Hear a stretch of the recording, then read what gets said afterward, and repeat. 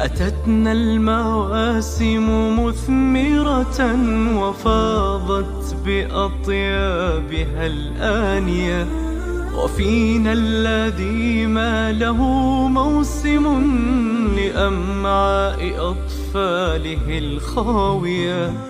تطيب القناعة في يده ولا تنحني نفسه السامية.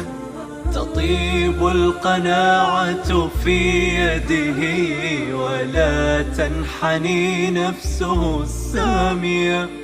أتتنا المواسم مثمرة وفاضت بأطيابها الآنية، وفينا الذي ما له موسم لأمعاء أطفاله الخاوية.